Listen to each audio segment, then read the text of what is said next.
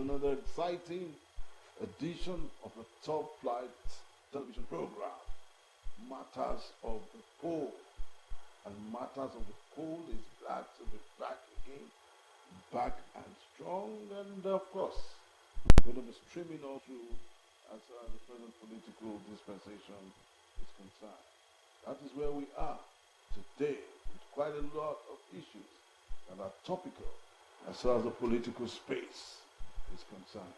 My name is Onome Tano, and joining me I have gentlemen, political colossus, if you ask me, who speak politics, live politics, breathe politics.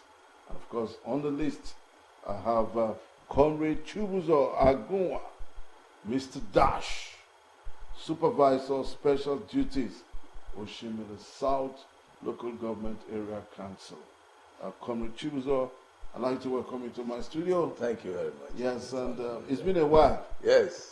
Really been a while, because you're one of those political astronauts that actually speak so well to our topics as far as the space of the program is concerned. And so welcome one more time. And we're looking at a topic. I'm going to be joined later on by Tola Ogbe, SA to His Excellency, who is within the environment. And of course, Jeffrey Isiagu also might be joining us if time also permits on this program. So I'd like to welcome you one more time, Comrade Chubuzo. And we're looking at the topic. A few bills were presented to the National Assembly. More than 30 bills were presented to the National Assembly recently, and 7 of them were returned back, and they were actually toned down. And I began to wonder, why should they return these 7 bills back to the National Assembly? And one of them, which was returned back as a result of constitutional amendment, includes the bill of rotational presidency. This bill proposed rotating the offices of the president and vice president among Nigeria's 6 geopolitical zones to enhance inclusivity and national unity. Lawmakers argue that it could set a dangerous precedent and infringe on citizens' rights.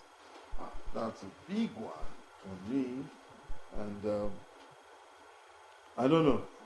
What's your comment, or rather, what's your take on that? The issue of initiation of bills, of course, is part of the fundamental duties of the House of Reps. And it is shocking to note that at this point, there are certain bills that were dropped, and those bills possibly could not meet constitutional conditions. And one of which you have just mentioned is the rotation of the presidency.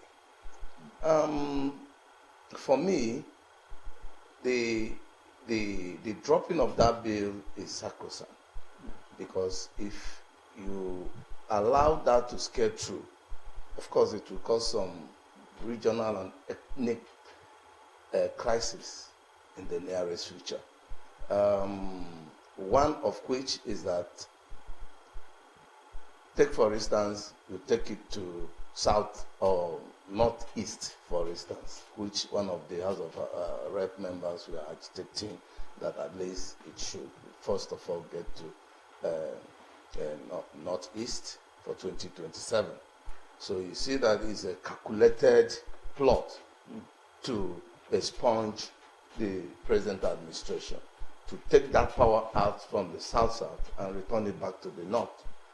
At any given point in time, powers of the presidency goes to the south. You see that the northerners will come out with a strategic move to move it back to the north. And at this point, it's part of the strategies they are pushing in the name of constitutional amendment and pushing of that bill. So it will not work. It will cause more crisis in the system than good. So holistically, the position of the political dispensation of our country, Nigeria, cannot accommodate that fire at this level. Because already we are having issues that will cause anarchy on ground playing. So bringing this in will rather bring some ethnic division. Because if it comes to South-South, who are you going to give? If it goes to South-Northeast, who are you going to give there? There are other states there. Some other persons will now tell you that it's from our state, or it's from here. So it's good that you leave it open. And of course, we are not going to take back the autonomy of the political parties. So the political parties have a pivotal role to play by the virtue of the Constitution of the Federal Republic of Nigeria. And bringing that to play into Constitution, of course, is to possibly, haunt the provisions of the law that gives the autonomy to political parties. So that's my take on that. Okay, beautiful stake there. They actually, just like what you did say, brought in a few things. One has to do with infringement on citizens' rights, and also setting a very dangerous precedent. Tola, I don't know. I've also been joined now by Honorable Tola Ogbe, political analyst and commentator. Tola, welcome you to the program. Thank you. Yes, so we're looking at rejection of the bills. About over 30-something bills were sent to the House of National Assembly, and outrightly 7 were rejected, thrown away, and some were accommodated. Among those thrown away was the bill for rotational presidency, which Comrade Agua said it's not a very good omen if we have to allow that into the system. What's your own take too? Yeah, quite an alignment with his statement. You see, the bills generally is supposed to perform 3 functions, or you must meet 3 standards on earth. Any bill, wherever it's coming from.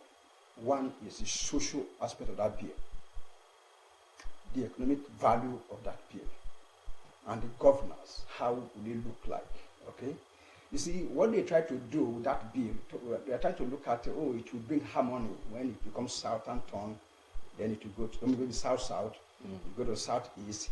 They forgot the economic value of it. Will it be economically viable for a country of this nature? You see, talking about zoning itself is actually a sin against democracy, to be enshrined in the Constitution. Beginning, you see, we have just reduced it to a non-democratic principle. It has become a jamboree affair. When you say you reduce, say it will be South Santon. Even what we are doing currently, although it's not the Constitution, it's called gentleman arrangement, it's even not giving us the best. It should be that when this man run, maybe in place of running his first 4 years, he's not doing enough, we should have the right to vote him out. We should not be talking about he must continue to be this place first because it has no. If you get the best hand somewhere else, will be that person to salvage our economy for us. And so, it as they kill that bill, that's the best that should have happened to Nigeria economy, and Nigeria as a body. Okay, so it's better. He died on arrival. Yes, good. Okay. Also, we're going to be looking at the bills so far that were sent back. We also have the bill of stripping INEC's powers. Yes. This bill sought to kind of transfer the power of registering and regulating political parties from the Independent National Electoral Commission to the Office of the Registrar General of Political Parties. I've never, growing up learning the ropes of politics, I've never heard all of this. They are trying to create a body. You see, all of these, just trying to kind of create political office, for party loyalists. Mr. General. That is just what we're talking about. That's something, you see, the problem you are having in Nigeria economy has something to do with the father who is registering or who is regulating his own. We are talking about the person's self, the INEC chief himself. If he's upright, he will do the right thing. It's not by cutting the office to two that will not make him to do better. So they throw it away, and I agree with them. Okay, comrade, are you on that same support? Because I imagine that can register general. So each party now, APC will now be register general, or there'll be a general. No. What No. I talk as Yeah, I a think, general at- for the federation. Yes. As we have INEC, head of service, for instance, for the Independent federation. National Electoral Commission. Yes. What they are seeking for on that bill is to relinquish the powers of INEC to the party authority, obviously in Abuja. But the question here is who are going to pilot that activity? Election supposed to be married or guided by an independent body. Most importantly, when political parties are involved. So when those political parties gather, they should run their own parallel arrangement while you allow the independent body to supervise the activities of the political parties. Because you can't allow, you can't be a judge in your own case. What they are talking about is making you to become a judge in your own case. And it cannot work out that way. Therefore, I'm of the opinion that the INEC position in law as constituted in the Nigeria Constitution should remain the way it is. Rather, we should be looking at the internal affairs or the policies guiding the INEC itself, possibly to be reformed, and penalties to the INEC chairman where he falls on implementing the regulations. Because these are the areas where we are having issues in the electioneering. Okay, so obviously there are issues there. Definitely. And there's a need for us to be very careful so we don't shoot ourselves on the foot as far as creating that office of Registrar General and to have political patronage. It will be compromised. There's no, you see, that is just to create an office for a loyalist. Yes. At the end of the day, to jeopardize all the gains we have got so far will be destroyed further. It's not really a good idea to us. All right, another of the bill again, but we just run through the 7 of them. The bill to create office of State Auditor General. This bill was aimed to establish offices of Auditors General for local governments and the Federal Capital Territory Area Councils to improve fiscal oversight and promote good. You see, I saw that bill, Now, as we speak today, we have the General's Office of the local governments in each of the local government federation. Now, when they say they want to create one again, I saw it. I saw they were debating that story, and I look at it. We are having one already, known to the Constitution of Nigeria as Office of the General Local Government. We have it in Delta, we have it in all state of federations. Yes. So, bringing in that bill, I really don't know. But they said to ensure fiscal policy. Intended. Recently there is this call for local government autonomy. Yes. And of course, if the local government autonomy is, if it comes to stay fully implementing or running, automatically it becomes something out of the government, because currently what we have now is being supervised and appointed by the governor, or the general local government is being appointed by the governor.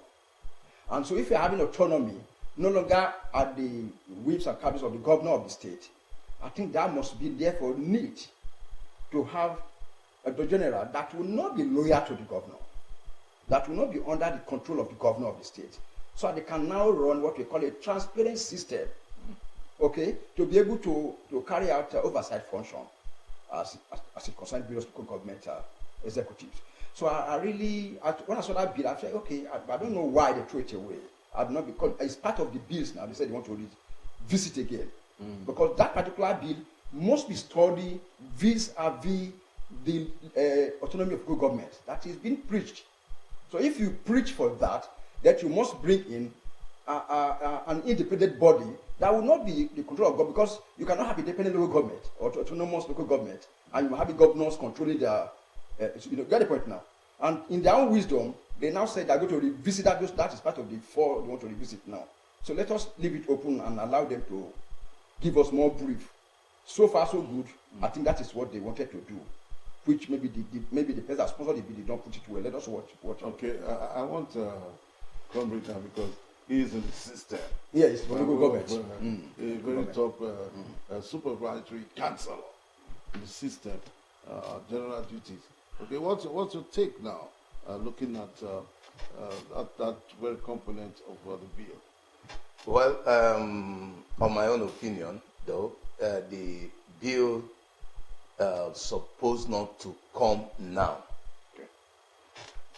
The reasons because before now, there has been an issue of local government autonomy, and at a point, the matter was in court, and the governors challenged it.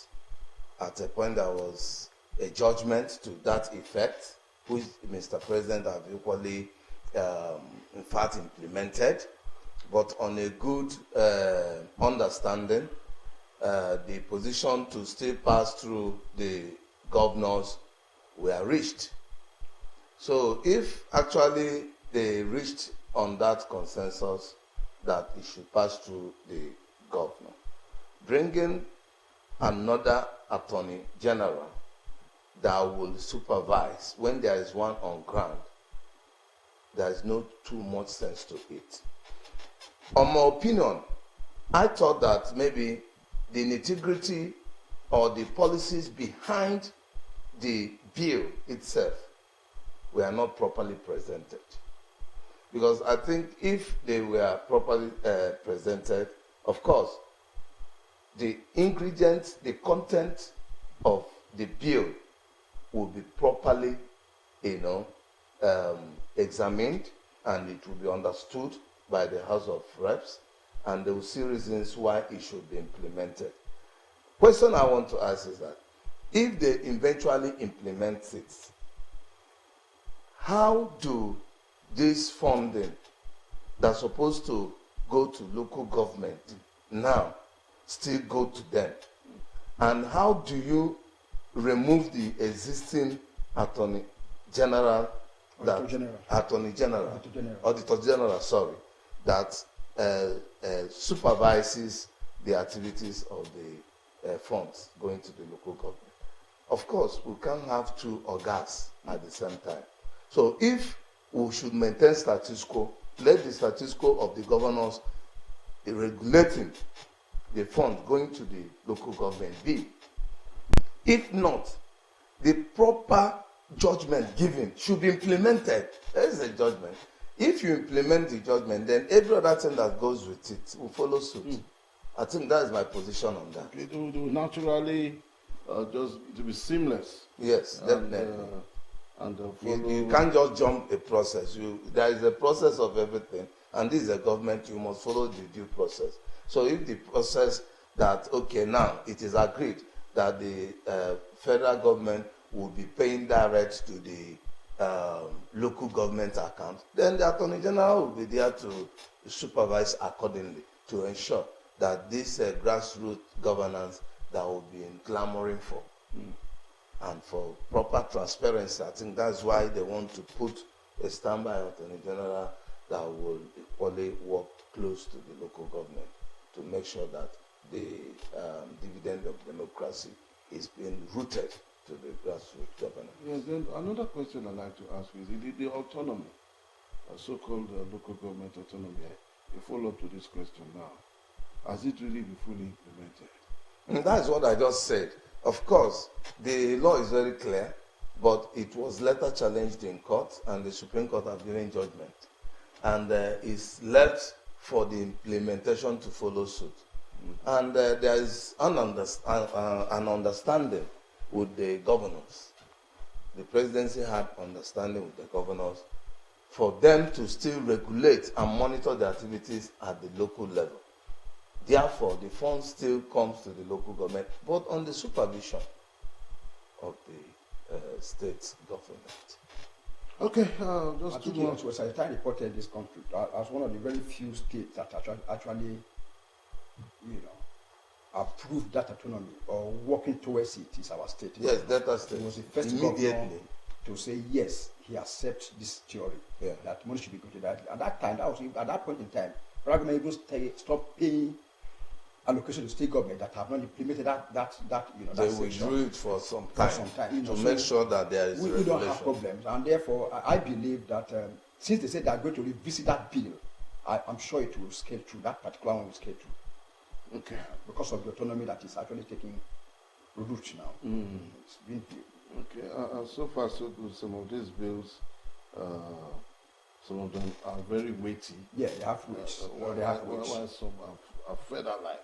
Yeah. For example, this has to do with the need to increase and the number of high court judges. So as to enhance the court's efficiency. One of them is talking about the creation of But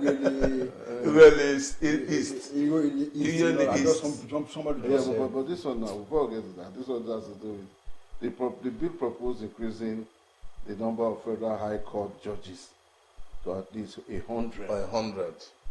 So as to enhance service delivery, cost efficiency. Those that are working there, I think we've heard of the story of a church being overburdened with cases. We've heard of that story before. Church? Courts, generally the country. So probably they lack manpower. If that is the case, of course, those that are there, if they cry that we are overwhelmed with content of their jobs, and so we need more hands, that is not a bad idea at all. That's not a bad idea at all. But don't you think it's stagnancy for some? Because lawyers have been churned out every day. Before now, there are very few universities that offered law. But now there is no university. As far as you are a university, you must have a faculty of. And so when you increase the number of courts, now by having more judges, it means that these lawyers will be having enough jobs. We have courts to go. Let me tell you one thing. There was a time I went to this court here. We have one of these electoral matters here. For the whole day, it was a judge for a whole day. He was just there on just. I'm talking about there's actually need to bring in more hands. So at the that will equally ensure those lawyers that are coming. I will say that turning them out every day like Motru. They too will not have where to work. Of course, the law profession, of course, is a professional one, and they have opportunity to build their professional careers. On that note, if they need more, of course, expansion of courts is important, and as such will accommodate as much judges as possible, and this will possibly, reduce the number of cases being handled by a particular court.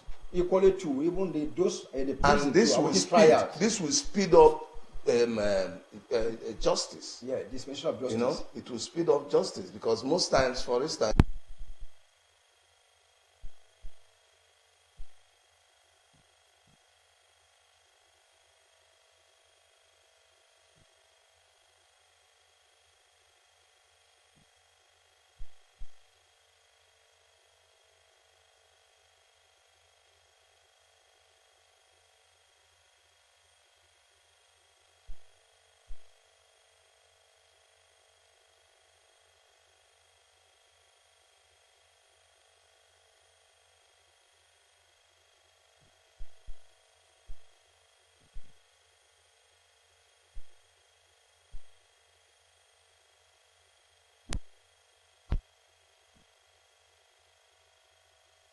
yes. All right. Away from that now, still this other bill that has to do with empowering the National Judiciary Council to determine and review judiciary officers' salaries, allowances, and emoluments. I don't know why there's so much focus on you see, that is overstressed. See, the entire Nigeria economy or worker is obviously underpaid. It is not only judiciary alone. Even in your establishment here, you are underpaid. Sure. At the federal level, they are underpaid. The soldier man there is underpaid. The police is underpaid. You're singling out one, I say judiciary, just a kind of, it's the same issue we're talking about, that Nigerians are not well paid. And so it should be an overhaul. The entire system should be talking about that. That's why those such bills will not sail through, because you are trying to look at one profession as superior to other profession. You are not doing it well, and such a bill cannot sail. See, and the one that created the GIMO, the bill to create really is, I think, I don't. But I think recently I heard that there's a new local government that was created in Delta State. No, that's really like East. that. They That's were what pushing the they're bill, but proposing. the bill did not get See, through. because by the time such bills, sail through the National Assembly, you will see millions of them come out every day again. You see, this issue Everybody of wants to be government, independent. There's someone, even here, they want to create, they want it. Even we should create. We are trying to look at from that angle too. And so by the time you now take one and say you are implementing this, I am sure you get from Yoruba, you get from Igbo, you get from Hausa tomorrow, and when you 40, fail to implement you this, get 50. it becomes Those a already problem. got 40, you get 50. Those who are already having 28 will now be asking for 30. Those having 18 will ask for you. Are going to cause a lot of problem for the country. Such bill, I don't know why, I don't know the sponsor, but I believe it's just overzealousness on the part of that sponsor. I don't see anything that will come out of such. Nothing will actually. Nothing will come out of that. Okay. Well, just drop it at that. And this is also judiciary. The bill to expand federal high court jurisdiction to include admiralty matters, such as shipping and navigation on island waterways and federal high ports. I don't think that is actually giving. This is very, very important because it is an economic value. Yeah. I see politics here. Before now, the River Niger, the clamoring for the dredging has been from time immemorial to bring the commerce and industry closer to the southeast. Now, why bringing River Niger comparing to River Benue? River Benue has no commerce where you will say you are dredging River Benue. So you don't encompass these economic potentials. You target a particular, a place where when you invest, it's just like a business person who is investing. You don't just invest here, invest there, and invest there. You target a particular place where when you invest, you have return on investment to now establish other areas. For instance, if you are talking about dredging of River Niger, because maybe Asaba now equally partially have turned to commerce and industrial area because of the inflow of people alike. Now, if you dredge River Niger, for instance, the impact in economic, revolution in the region will be super. And in extension, look, this is what do you call it? Port Harcourt, the One Port, for instance. We have Calabar Port, but Calabar Port is not as functional as One Port. So you can do some little touch in Calabar Port. River Benue is close. It's a track route. It's not something or a place where when you establish port, there are commerce around it. No. Lagos Port is clear, Apapa. A whole lot of commerce are there. So that's why the shipping was routed to that place. So I'm the opinion that this particular bill should be upheld, but rather be looked into to see how we can navigate around it for a proper, positioning, so that when the bill gets through, we'll be able to implement it to benefit the people. Okay, I'd like to thank you so much. We'll take a break now, and we'll come back to the component of matters of the poll after this time out. Stay with us. We'll be right back.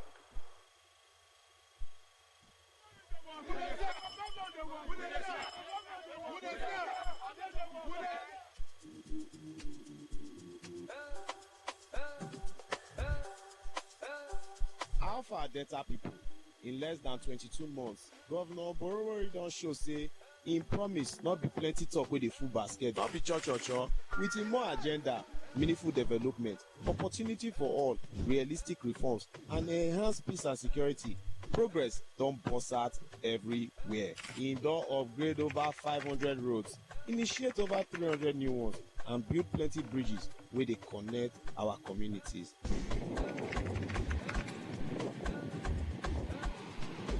Every day when I dey preach here, my spirit dey jump, I'm already high because this bridge never tell for worship. This sheriff talk well. Jesus Nigel is the high sheriff. Ah yes. For education, over 3,000 teachers and support staff don join, and schools don dey get better shine. I really want to say the government have done a good job providing us with these new buildings, because we lack lecture halls. We are grateful to the government. For the health sector, 1 billion naira, you dey hear wetin I dey talk, 1 billion naira don burst out our health insurance. Hospitals don dey get better modern equipment, and new health colleges don open. Every day changes dey happen for Delta State. For agriculture, 1 billion naira intervention fund dey help our farmers to produce better food. Make we not begin to dey talk about empowerment sef wey dey sup for the state. Sheriff don touch over 250,000 lives. Watch matters of the poll. Get the best news, updates, and information. All right, welcome back, and because joining us is matters of the poll, analytical, and of course inspirational. All right, we've been speaking extensively with Comrade Jubiso Agunwa, Mr. Dash, our supervisor, special duty to Shimon South local government, and Tola Obe, a political analyst and commentator. Gentlemen, I'd like to welcome you back. Still looking at matters of the poll issues that are very topical. We've looked at rejection of the 7 bills, and we've talked on the various components thematically. And now I'm going to be looking at another issue that is topical, and that has to do with the bail of defections, which way out. So, gentlemen, in a few minutes from now, probably 2 to 3 minutes, I want to start with the bail of defections. What's the way out, Victor? Okay. Defection.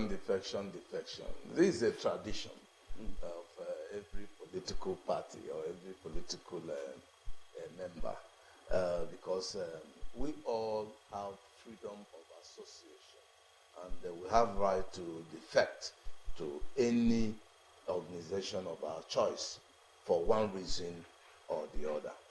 And I think that of the Delta State is not a new thing in Nigeria or every part of the world, you know. And you see, when a political shift happens this way, you begin to analyze what could be the reasons behind it, you know.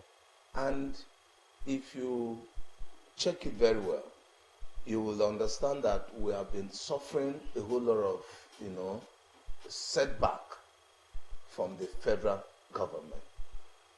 And until you have a good synergy with the federal, you'll be able to implement such things that the citizens did not know that it's the responsibility of the federal government, thinking that it's of the state. And you know, governance is of different cadre, and you cannot jump into somebody's jurisdiction to implement work or jobs that are not meant for you, in as much as you have a whole lot. We've been having series of road issues, that is bad roads in Delta. basically the federal government road.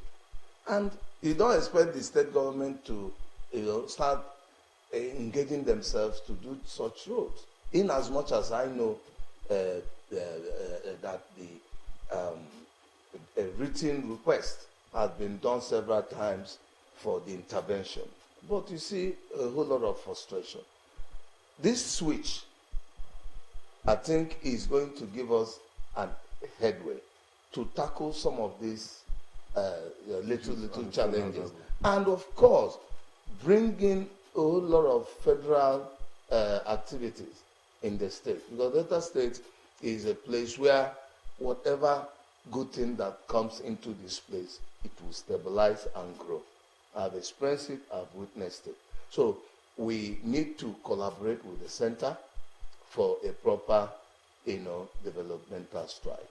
All right, quite a few people, especially the followers. Tola, this is for you. A few followers say they went to bed in a brand of a political name, only to wake up with another name, without actually putting them into consideration apart from the leaders in quotes who were carried along. Can you speak to that as we round up? Look, defection itself is a strategic issue. It's a very complex matter. Before the state, like our state here, before we moved from PDP to APC, it was a whole lot of discussions that has to do with strategic matters, leadership of the party. You see, when you say the whole, I am very sure that not the whole way you put it, because immediately the governor, returned back to the state here, he had the first caucus meeting with all the leaders, and they were directed to go back to the government and brief the structure down to the word and unit level. That was done. And so the idea that a whole lot of people complaining, no, that wasn't like that. Okay. But like he said, the defection is to enable Delta State gain from the ongoing renewed hope of the federal government. And of course, we are beginning to gain from it instantly. Okay? I can tell you this summit, initially there was a contract from Benin that terminated on summit here. This one has been added just now because of this game. That's the beginning of the game for the defection. It is to actually, like you put it, to align us to the. That's used to be federal state before. During Iberi, that's why those days they say Iberi is a Superman, it's working very well. All because we were in the same alignment with federal government. Any small little thing it will show in the state here. We got to praise Iberi. When Okowa came, a lot of things happened. We now became state versus federal. At this point, we have APC at the top there, Okowa here. Language came, big barrier. A lot of things he will make requests, but will not be careful. Well, the masses will not know what the man was passing through. And Sheriff, in some ways, look, we don't know. This state deserves, after it's our oil money. Let us go and belong to how it is distributed evenly. And so if you want to say you want to be creating party interest alone, and you forget that your people deserve some good things of their own money, because the money you see in Abuja there is our money. You cannot be say you are angry and you stay back home here, and outside man will be taking the oil money and will be giving fat on you. You are a foolish man. Okay. And that's why Sheriff just let us go back home to where our treasure is. Okay, that's where our treasure is. All right, I'd like to thank you so much, gentlemen, for speaking to our various components of discussion this afternoon. Comrade Chibuzo Agunwa, Mr. Dash, DG Delta Youth Coalition, and Supervisory Councilor, Special Duties, very top notch, Oshimili South Local Government Area Council. Thank you for coming. Thank you. And Tola Ogbe, political analyst and public commentator. Thank you too for making this program worthwhile. We'll do this again same time next week. I'd like to appreciate the production crew for making all of this a success. Matters of the Poll comes your way same time next week. My name is Unknown Metano. God bless Delta State, God bless Nigeria.